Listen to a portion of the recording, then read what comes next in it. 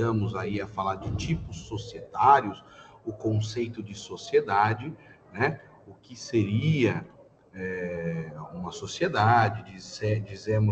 Dissemos que as sociedades, em regra, são pluripessoais, isto é, elas dependem da reunião de mais de uma pessoa e o dinheiro, né, o patrimônio de cada uma delas, com a finalidade de exercer uma atividade econômica, seja ela qual for, para ser uma sociedade, né? Por isso que chama sociedade, que é a associação dessas pessoas, né? Com a finalidade aí de exercer uma atividade econômica.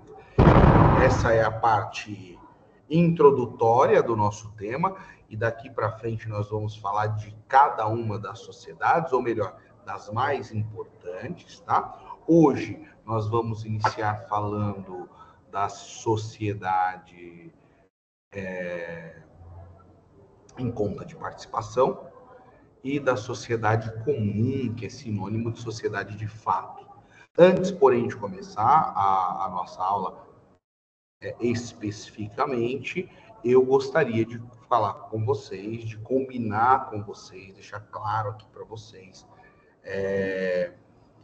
que toda semana nós temos uma atividade diferente, né? Só que na atividade vinculada a esta aula, que deve ser entregue impreterivelmente até as 12 horas da próxima semana, ou seja, até as 12 horas do dia 26 de março, é uma atividade de aula, mas ela tem força avaliativa, tá? Então, por gentileza, não deixem de fazê-la, não está valendo só frequência, está valendo menção.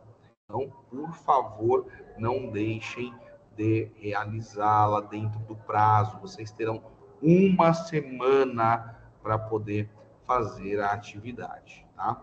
E daí lá no campo de atividades vai estar explicadinho o que vocês vão precisar fazer, né? O que é exatamente essa atividade. Então, por gentileza, não deixem de fazer essa atividade, tá?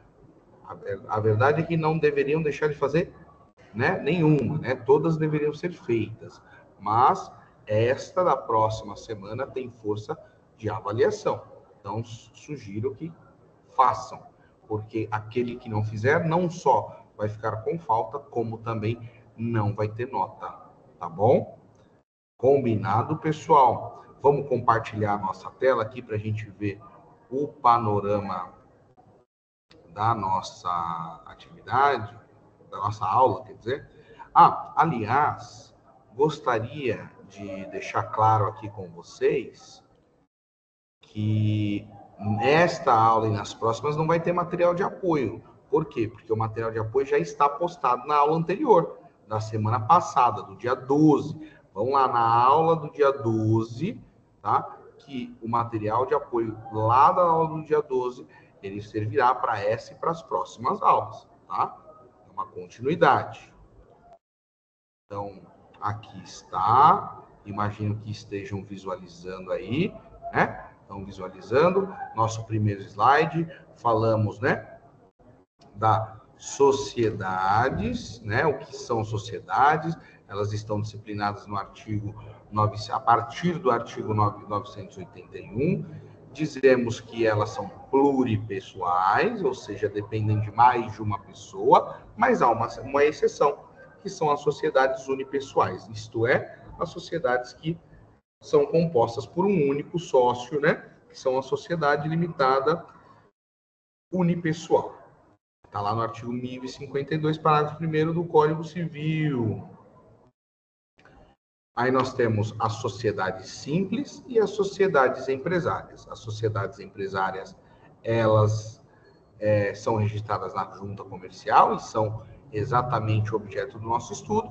E as sociedades simples, né, são aquelas sociedades que não são empresárias, né? Elas não têm elas não têm o objetivo de exercer atividade empresária. Um grande exemplo disso são as sociedades formadas por profissionais intelectuais, tá? Os profissionais intelectuais formam sociedades simples. Por quê? Porque, em regra, os profissionais intelectuais, apesar de reunirem todos os requisitos de empresa, não são considerados uma empresa, tá? Então, elas são registradas onde? Na junta comercial, onde toda e qualquer sociedade é registrada? Não. Elas são registradas lá no cartório de registro das pessoas jurídicas. Isso aqui é o tema da aula anterior, né?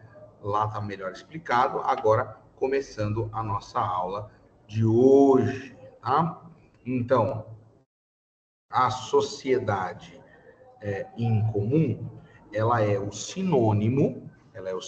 é a mesma coisa que eu falar sociedade de fato, tá? Sociedade em comum é o mesmo que eu falar sociedade de fato. E por que essa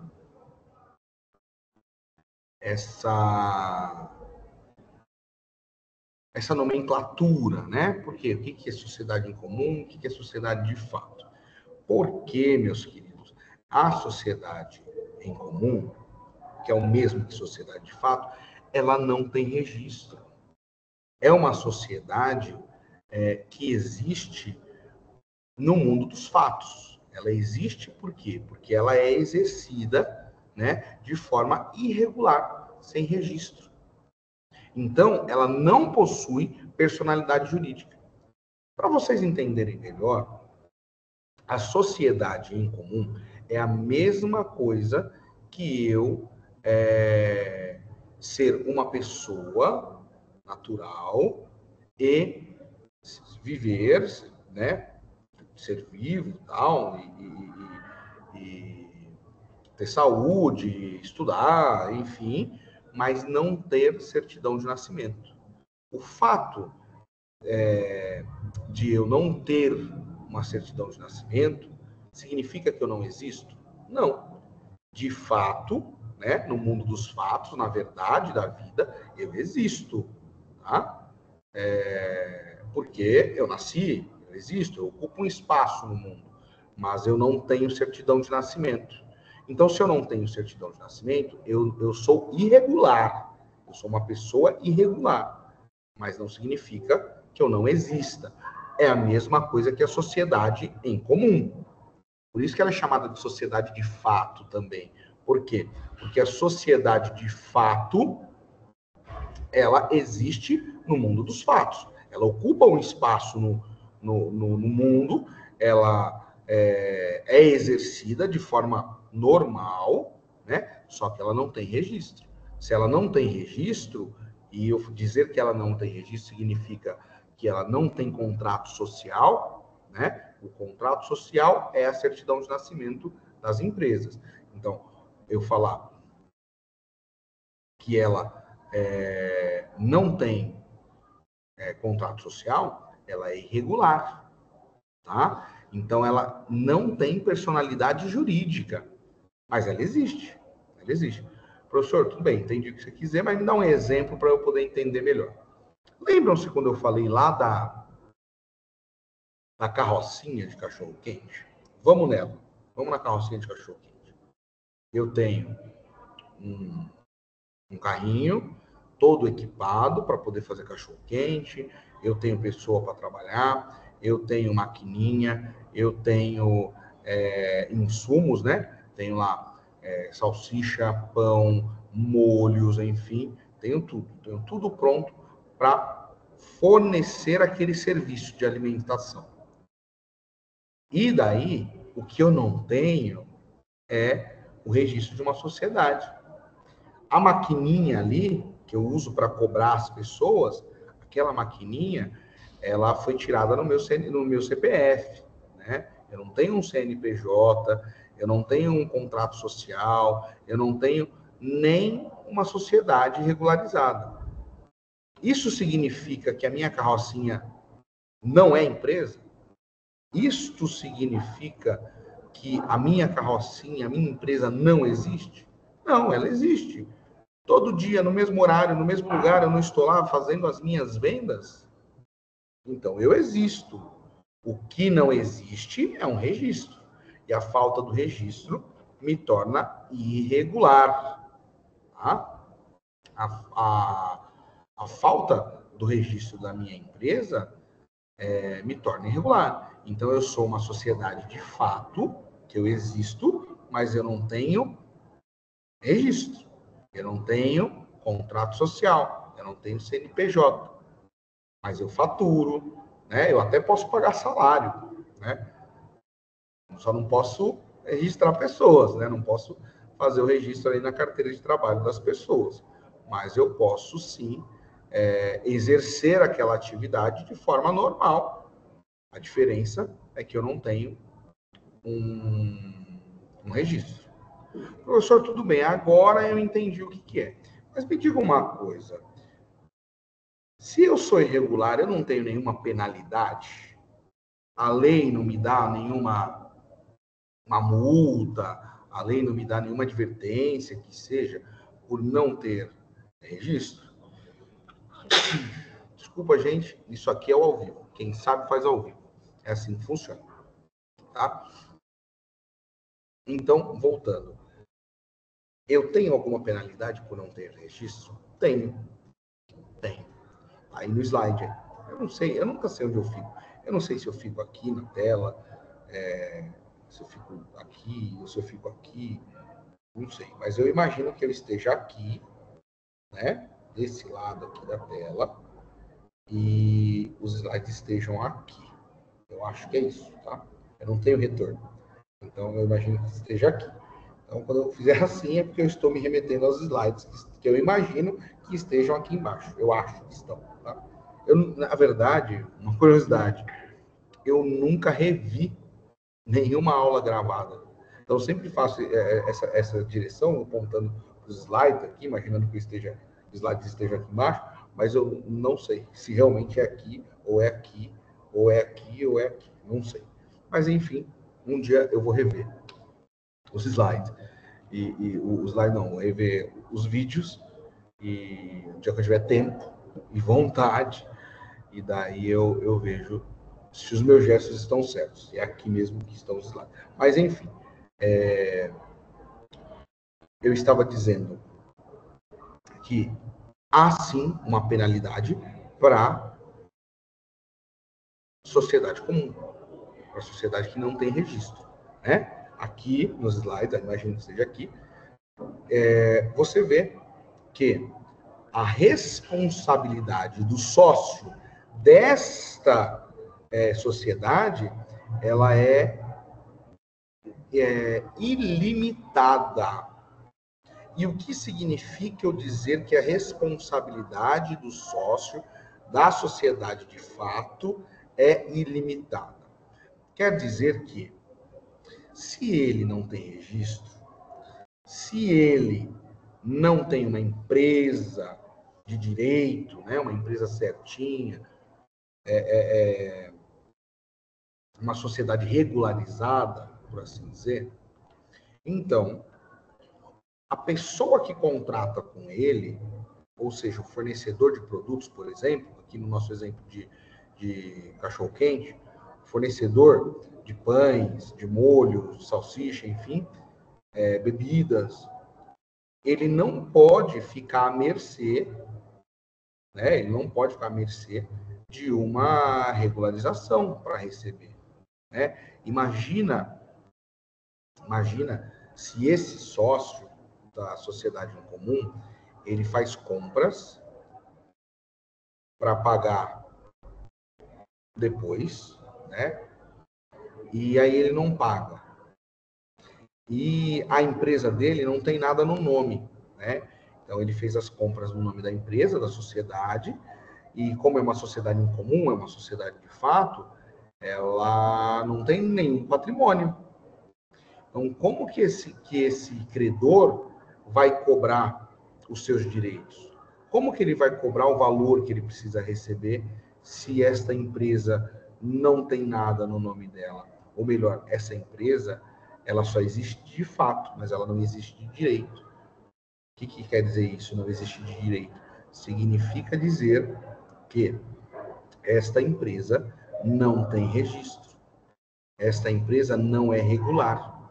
Então, como que eu vou cobrar um sócio de uma empresa em comum se esta empresa ela não tem patrimônio, né? Porque, fazendo um adendo aqui, quando a gente faz um contrato com uma sociedade, a gente e tem algum problema nesse contrato, né? Seja um contrato de compra e venda, um contrato de fornecimento, seja qualquer tipo de contrato, né? Qualquer tipo de negócio. Se a gente tem algum problema com essa empresa, a gente processa a empresa, né? O mais próximo de vocês que eu posso dar de um exemplo assim é na lei do consumidor, por exemplo, né? Imagino que cada um de vocês saiba, e se não souber, fica sabendo agora, saiba que se você compra um produto no mercado pela lei do consumidor, né, pelo Código de Defesa do Consumidor, se essa coisa tiver com defeito, você tem direito à devolução ou à substituição ou até o abatimento do preço pago por essa coisa, né? E daí, se o mercado não quiser trocar, você processa o mercado, você não processa a pessoa que vendeu para você. E aqui na nossa aula aqui, a dinâmica é a mesma, tá? A dinâmica é justamente a mesma. Se você fez um contrato com uma sociedade em comum, ou melhor, se você fez um contrato com uma sociedade, seja ela qual for, quem você processa é a própria sociedade, e não o, o vendedor, o seu representante, enfim, tá? Então, você dar a lei, né? Você não, a lei, dar à sociedade em comum uma responsabilidade ilimitada, né? Significa dizer que o credor, a pessoa que tiver algum problema com ela, que precisar processar ela, precisar receber alguma coisa dela, não precisa esperar ela ter algum patrimônio e nem ficar chupando dedos porque ela não tem de fato um patrimônio.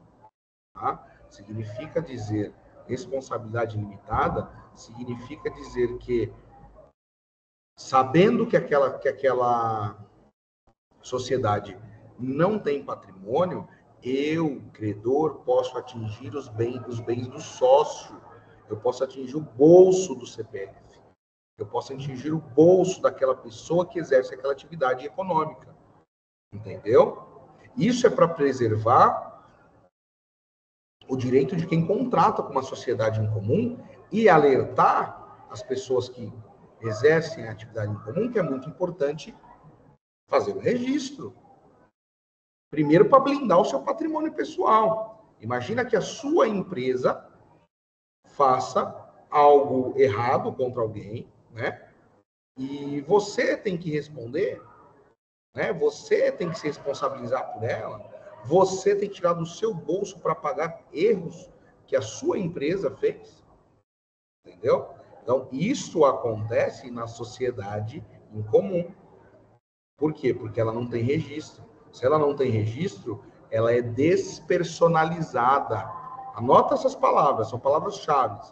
Sociedade em comum é uma sociedade despersonalizada, tá? Ela não tem registro, logo ela só existe de fato, ela não existe de direito, né? Ela lembra quando a gente falou de personalidade jurídica, e personalidade jurídica nada mais é que você ter direitos e deveres, poder ter direitos e assumir compromissos, né? Como que uma sociedade em comum, sendo despersonalizada, não assumindo compromissos, ela vai ter deveres, né? Como que ela vai se comprometer no mercado, sendo que ela não tem personalidade jurídica? E não tendo personalidade jurídica, ela não tem capacidade de adquirir coisas, assumir compromissos. Então, como que eu vou responsabilizar essa sociedade? Não tem como. Não tem como responsabilizar a sociedade. Então, eu responsabilizo quem? O sócio. O sócio. Vai no bolso do sócio. Entendeu? Olha, aquela barraquinha de cachorro-quente me vendeu um cachorro-quente estragado, eu passei mal, eu vou processar ela e eu vou pedir danos morais, tal. Legal? Mas quem que você vai processar? Qual o CNPJ dela? Não tem. Então, você processa a sociedade, mas na pessoa de quem? Do sócio. Pega lá o nome do seu José da Silva, tudo, CPF, o RG, o endereço dele certinho, manda o oficial de justiça lá, intimar ele, que ele vai responder por eventuais erros que a sociedade cometa, tá? Esta é a penalidade para quem exerce uma sociedade em comum, uma sociedade de fato. Tá bom, professor, mas agora que eu sei, que você me explicou tudo, como que eu faço se eu quiser regularizar essa sociedade? Eu consigo regularizar? A hora que você quiser. A hora que você pode ter exercido uma sociedade de fato durante 30 anos, tá? E a sociedade de fato contraiu obrigações, adquiriu bens, né? Você, inclusive, comprou a sua casa com os lucros que você teve no exercício dessa sociedade de fato.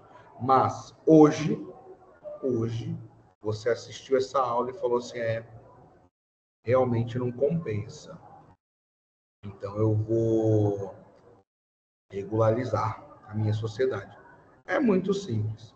Você seleciona o tipo societário que mais se encaixa à sua atividade e ao seu faturamento anual, né? Sempre anual, tá? O faturamento anual. E daí você seleciona o que mais se encaixa e vai na junta comercial e faz o registro. A partir daquele dia, a sua sociedade, que era uma sociedade em comum, ela passa a ser uma sociedade com personalidade jurídica e capacidade, tá? De gozar de direitos, adquirir deveres, né? Fazer negócios de forma regularizada a partir daquele momento. É legal, professor, é fácil, né? Mas vamos supor que nós estamos em março. Vocês verem que a aula é ao vivo mesmo, tá? Nós estamos em março, no dia 19 de março, e agora é exatamente 14h48. Então, vamos supor que em janeiro, você, sócio de uma sociedade em comum, comprou 10 engradados de Guaraná, de refrigerante em geral, vários sabores.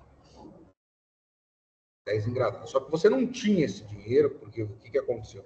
Você se programou para o carnaval. Você pensou assim, eu vou comprar 10 engradados, porque no carnaval o meu movimento vai aumentar e eu vou lucrar, né? E daí você faz um contrato de consignação com o seu fornecedor. Sabe o que é um contrato de consignação? Nós vamos falar melhor dele nas aulas mais para frente. Mas só para vocês entenderem, é basicamente o seguinte: o fornecedor entrega para você a mercadoria e você paga só em cima daquilo que você vender. O que você não vender, você só devolve para ele, que aí ele vende para outro. Entendeu? Isso é consignação. E isso é muito comum as sociedades de fato fazerem. Muito comum. Né? É porque as sociedades de fato, geralmente, elas têm um capital bem pequeno. Capital, dinheiro, tá? Um capital bem pequeno, um capital bem enxuto. Né? Então, esse tipo de negociação é muito comum que elas façam. Então, vamos lá.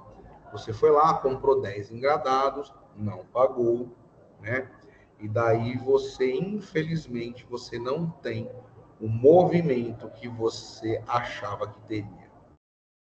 E daí você vende apenas um engradado.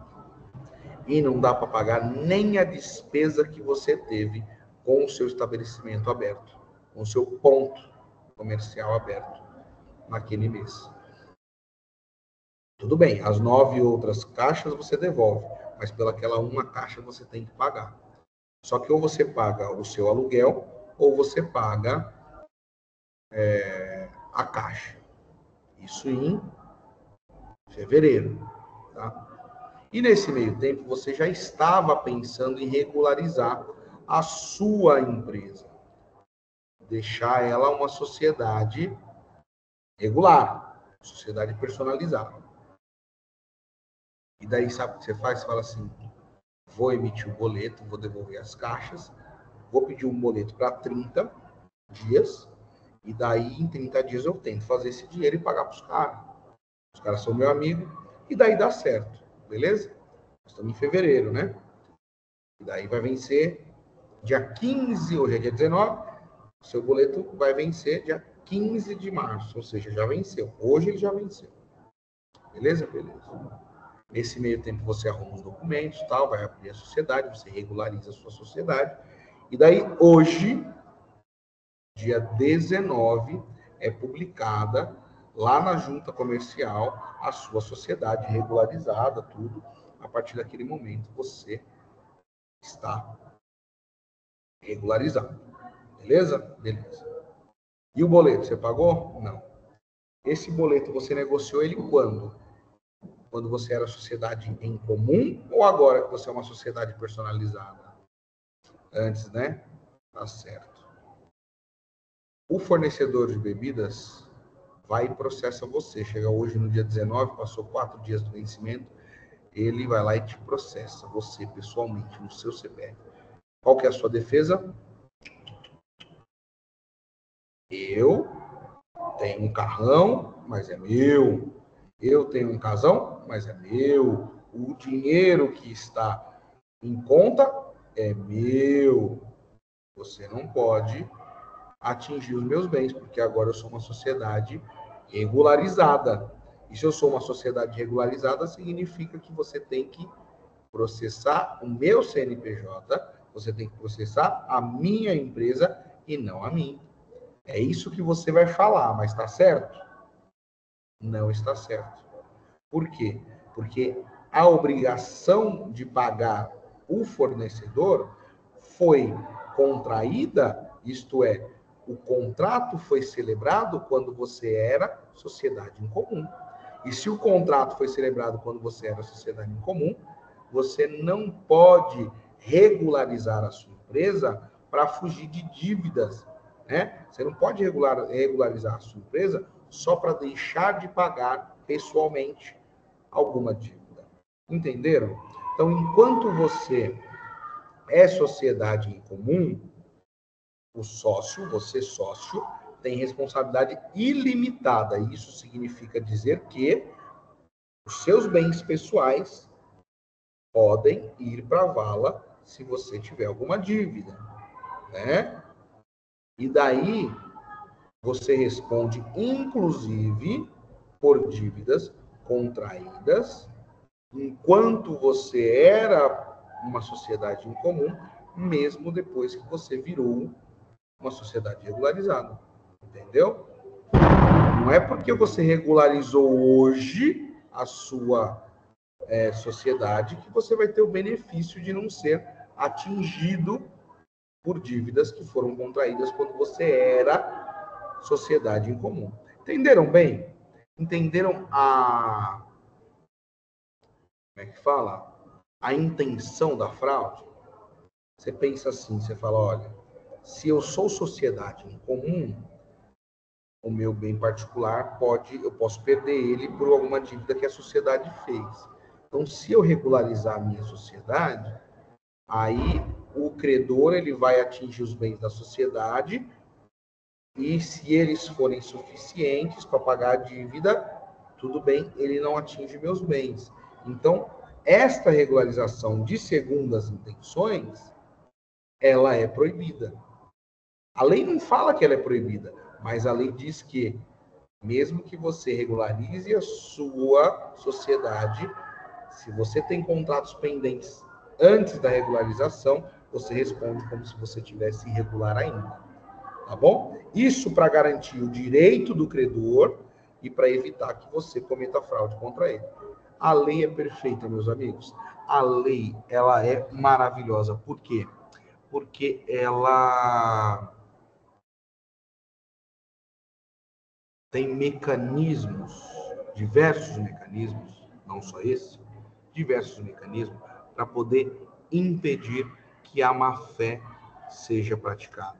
Então, a lei, ela prima pela boa-fé, né? Ela dá prioridade à boa-fé, ela incentiva a boa-fé, né?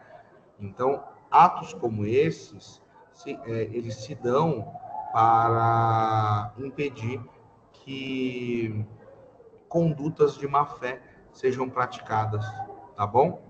Então, esses são os detalhes importantes e relevantes sobre a sociedade em comum, tá bom? Ela não tem personalidade porque ela não tem registro e ela, por ela não ter registro, ela é irregular, tá? Por ela ser irregular, a responsabilidade do sócio é ilimitada, ou seja, não tem limite. Tá? O sócio responde por seus bens particulares por dívidas contraídas pela sociedade. Esses são os pontos principais da sociedade em comum, que é sinônimo de sociedade de fato. Tá bom? Próximo tema. Sociedade em conta de participação, tá? Ela também é uma sociedade que não tem registro, mas isso não a torna irregular. Sabe por quê? A falta do registro da sociedade em conta de participação vem da própria lei. A lei que dá o direito a ela de não ter registro. Mas por que ela não tem registro, professor? Dá uma olhada aí, ó. Lê aí, você vai ver. Então abra o material que ele vai estar, não, ele já está disponível desde a aula do dia 12. Abre o material aí que você vai ter uma noção, tá?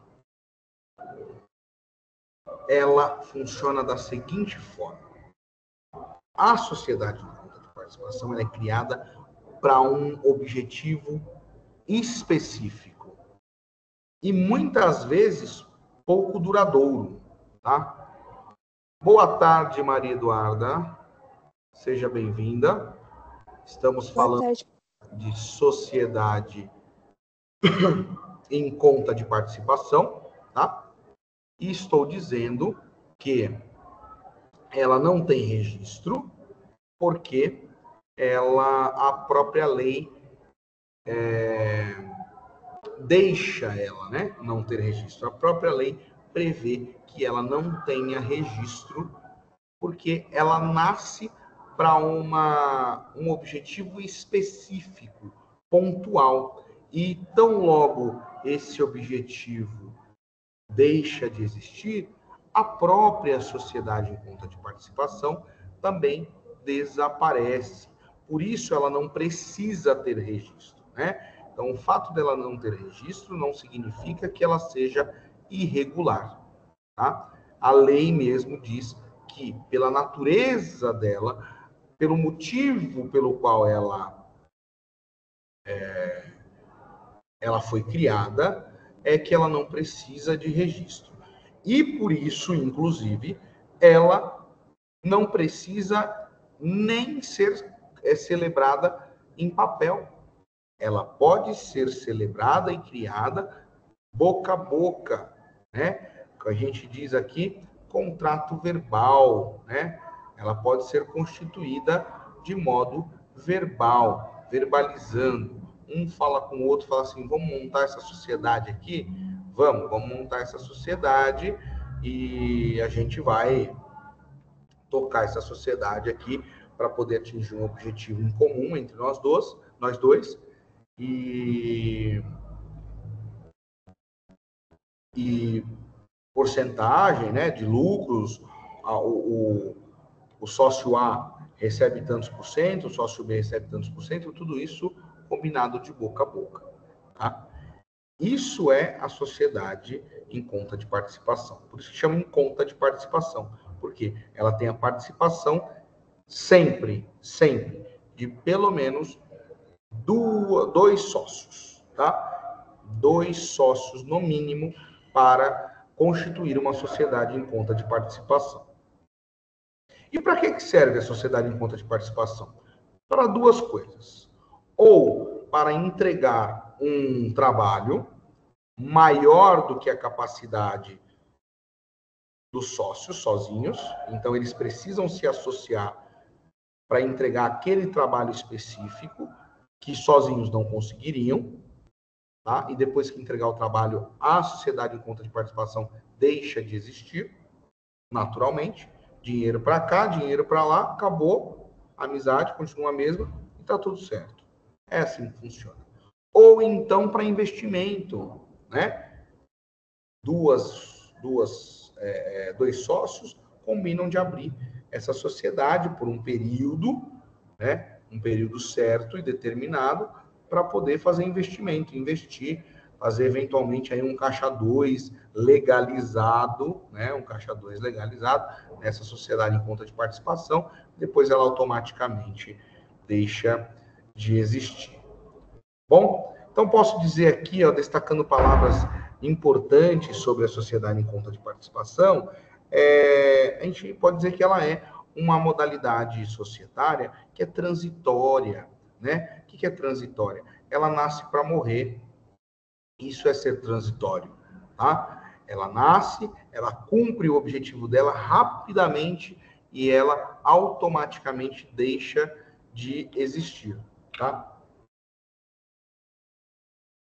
E quem são os sócios da sociedade em conta de participação? Eu tenho sempre 2 empresas, tá? Eu tenho a empresa A e a empresa B. A empresa A só é contratada pela empresa C, tá? A empresa A e a empresa B, e a empresa A é contratada pela empresa C para entregar 5 vezes mais a capacidade dela de produtos. Não interessa quais produtos, assim, seja qual for. Tá? Vamos supor que a empresa A ela é uma madeireira, né? E daí ela tem capacidade de 100 toneladas de madeira ali por mês e a empresa C contrata ela para que ela entregue em 30 dias 500 toneladas. Ela sozinha não conhece. Ou melhor, ela sozinha não consegue, não conhece. Não consegue. Sozinha ela não vai conseguir. O que ela faz? Ela conhece a empresa B, ela é amiga da empresa B e sabe que se ela se juntar com a empresa B, elas juntas conseguem entregar as 500 toneladas em 30 dias para a empresa C. Legal? Legal. Não confundam essa relação entre empresa A e empresa B com relação de fusão ou qualquer outro tipo de alteração de contrato social. Não é isso. A empresa A ela vai se manter, a empresa B também vai se manter e as duas juntas vão abrir uma empresa X. E esta empresa X será uma sociedade em conta de participação voltada a entregar 500 toneladas para a empresa C. 500 toneladas de madeira em 30 dias para a empresa C. É só para isso que ela vai servir. Quem que contratou e quem que entra em contato com a empresa C? É a A. Quem que a empresa C conhece? É a A. Né? Então, a empresa A, que é a que sempre aparece e exerce os atos em nome da sociedade em conta de participação e é quem é conhecida para os terceiros, né? Ou seja, para a população, para todos, é a empresa A, então nós chamamos ela do que? Sócio ostensivo. É o sócio que aparece. É o sócio aparente da sociedade em conta de participação. É o sócio aparente, sócio ostensivo. Tá? E a empresa B, que se juntou com a empresa A para poder ajudar ela a entregar aquelas 500 toneladas, né? E vai ajudar. Se juntou com ela para poder entregar e faz parte ali da sociedade em conta de participação, mas nem conhece a empresa C, nem sabe. Só entrou no negócio porque o negócio era bom, ó. O dinheiro era bom e ela conseguia ajudar a outra. Então, como que ela chama a empresa B? Sócio participante ou sócio oculto. É aquele sócio que não aparece, né? É o sócio que não contrata com terceiro, não chama fornecedor, não administra exatamente a sociedade. Ele apenas serve para contribuir, seja com dinheiro, com maquinário ou infraestrutura, para a entrega daquele serviço pontual. E o que ele pode fazer? Olha aí, ó. Olha aí. Ele pode fiscalizar o sócio ostensivo. Tá? Ele pode fiscalizar. E quando eu digo que ele pode fiscalizar, eu não estou dizendo que ele deve fiscalizar. Estou falando que ele pode. Se ele sentir que, eventualmente, ele tenha que fiscalizar, ele tenha que fazer alguma observação ou alguma... tem algum andamento que não está certo, aí o que ele faz? Ele fiscaliza, ele pode, se ele quiser. Não significa que ele deve, tá? Então, aí ele fiscaliza. E essa sua fiscalização pode chegar, inclusive, em uma ação judicial. Se o sócio ostensivo se negar a prestar contas para o sócio oculto pode, perante um juiz, pedir que este sócio aparente, sócio ostensivo, ele apresente os cálculos e faça uma prestação de contas, tá? Essa é a atribuição do sócio oculto, tá? Agora, professor, tem um negócio aqui no slide que eu vi, o senhor não falou até agora. O senhor fala que o sócio ostensivo ele é responsável pelos atos, ele aparece e tal, não sei o quê, só que você não me falou o que é direito de regresso que está ali, que ele tem o direito de regresso.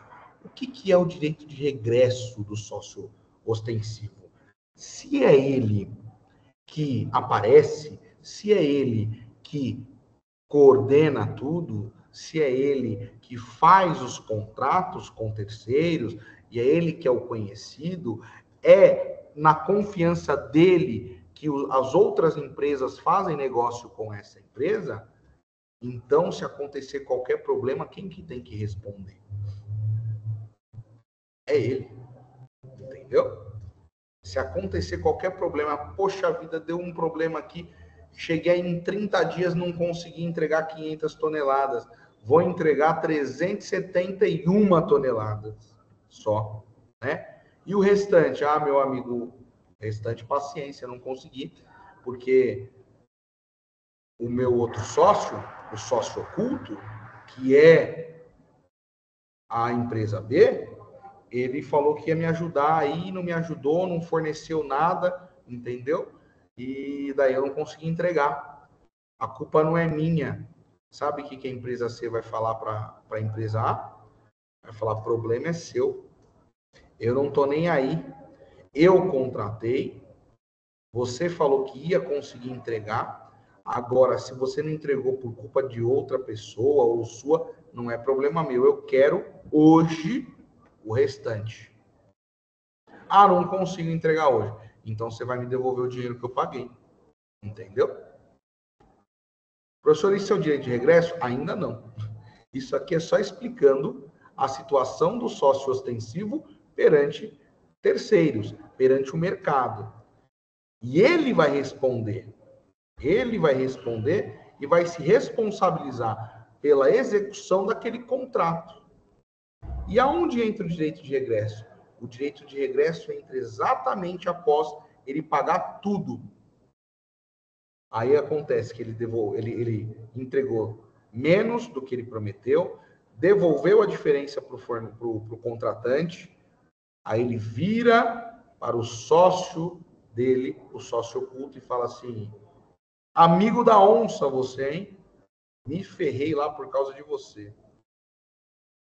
E se for comprovada a culpa do sócio oculto, aí ele pega e tira todo o prejuízo que ele teve, tira do sócio oculto. Isso é direito de regresso. O direito de regresso é você voltar, por isso chama regresso. Você paga tudo e depois você volta para trás e olha para trás para quem realmente te ferrou, para quem realmente provocou todo aquele prejuízo, e daí você, de forma regressiva, você cobra tudo aquilo que você gastou daquela pessoa.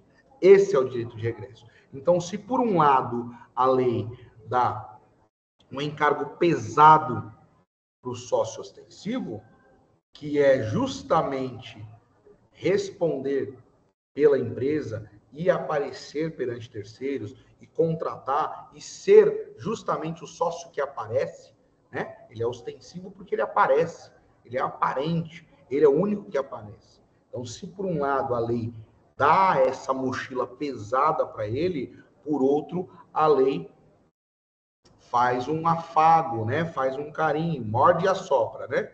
Faz um carinho e fala: calma, você tem todo esse peso nas suas costas, mas se der algum problema, você e for comprovada a culpa também do sócio oculto. Se o sócio oculto não tiver culpa, obviamente ele não vai pagar, né? Mas se der algum problema e for comprovada a culpa, você olha para trás, olha lá, olha para o seu sócio e fala assim: ó, me ajuda. Eu gastei tudo isso por culpa sua, então você me ressarce. Tá bom? Isso essas são as duas partes, né, que envolvem uma sociedade em conta de participação. Legal, pessoal? Certinho? Volta aqui comigo. Isso. Então, por hoje é isso, Maria Eduarda. Espero que esse finalzinho de aula tenha de alguma forma engrandecido aí seus conhecimentos. Nos próximos minutos eu já vou disponibilizar essa aula aqui para a turma. Para aqueles que não tenham acesso, não estão tendo, imagino que não tiveram mais esse problema, porque na última semana não tive mais reclamações. Mas para aqueles que tiverem dificuldade de acessar por aqui, além da aula que foi gravada agora, que está sendo gravada ao vivo, ela já te respondo, Maria Eduarda. Além dessa aula aqui ao vivo, eu disponibilizo agora um link no YouTube, né? Eu fui obrigado aí, eu fui obrigado pela necessidade de melhor prestação, né, dos meus serviços. Eu tive que criar uma conta aí no YouTube, então eu disponibilizo o link também. Então, quem não está conseguindo acessar esses vídeos aqui, que já são do Teams mesmo, além disso, eu disponibilizo um link de acesso lá no YouTube. Maria Eduarda, deixa eu te explicar como é que funciona, tá? Só um minuto, tá? Vou finalizar aqui e já te explico. Então é isso, meus amigos. Por hoje é isso. Tem a atividade que eu vou postar, tem o vídeo, tem agora o tal do YouTube que também fica disponível para vocês, e o meu e-mail, o chat e todas as formas de contato aí comigo, tá bom? Um abraço e tchau, tchau. Pronto, marido.